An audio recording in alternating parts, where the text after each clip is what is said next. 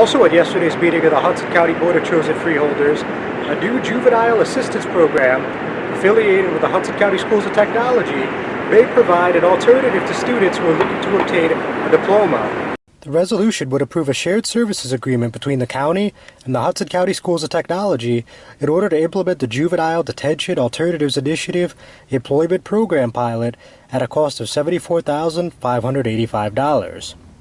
Expectedly, District 2 Freeholder Bill O'Day wanted to know all the particulars surrounding the program. Frank Mazza, the coordinator of the Hudson County Department of Corrections Reintegration Program, said all students would be wearing electronic monitoring bracelets as an alternative to incarceration as a result of their criminal history. Additionally, the initiative would require 30 students per math, science, language arts, and social studies class, which would prepare them for the GED test. Specifically, 59,000 will be provided by the Department of Corrections. 15,000 will be provided by Health and Services. How are the funds? It says 30 or more youth. Are we paying a per? Is there a per individual amount here? Or are they getting this much and they have to serve at least 30 people? Which is? They have to service 30 clients. It's not per. It's for a math instructor, a science instructor, a language art instructor, a social studies instructor. They'll run classes to prepare them for the GED test. They'll provide tape testing, and then there'll be a certified teacher to do remediation for those who aren't keeping up with the class to help sort of the lower function and keep pace with the class. And what if you don't identify 30 youth that fit the category? I assume they're going to run a class, so they're not going to run,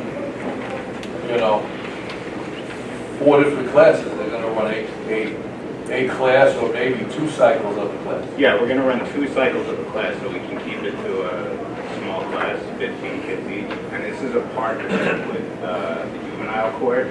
So the Juvenile Court takes between 20 and 30 kids each month, and they put them on a bracelet as an alternative to putting them in corrections.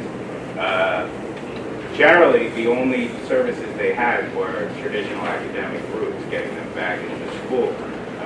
Through this program, they'll be able to mandate them in GED classes by way of their probation and their GPS. So who would they put into there? Dropouts? I mean, let's be honest. It's a GED is not the more attractive option. The more attractive option would have an individual complete their high school education and receive a high school diploma, correct? Correct. So this is just a piece of it. It also entails paying salaries for the youth when they start. So this is essentially doing cave testing, making sure that they get their equivalency test done so we can link them to, for example, the trades, the cave test, or whatever employment that these schools aptitude test matches the youth with. And then there's funding to pay salaries for a few months for the children once they start, and as long as the company agrees to hold on to the O'Day later added that he didn't want the program to become the go-to alternative for troubled youth that could still graduate high school.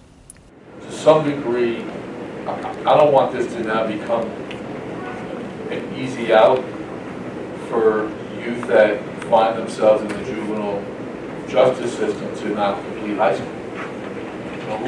Who's doing the assessment or analysis to say that they're better off basically quitting high school and getting a GED than they would be staying in high school? O'Day shared some more of his thoughts on the subject when speaking with Hudson County View. So, I mean, it's critical. It's a way to divert youth from actually having to go to the juvenile detention center, which now is no longer even Hudson County. It's out in Union County. But some of my concerns are to make sure that we spend the money right, that if they get employment that we're paying for, that they're either going to get skills from it or maybe get continued to be hired by the company or store that hires them. And if we're doing a GED, I want to make sure we're not making GED or an equivalency diploma an alternative to someone who can complete high school and get a high school diploma. I'm John Hudson with the Hudson County View. the eye of the community.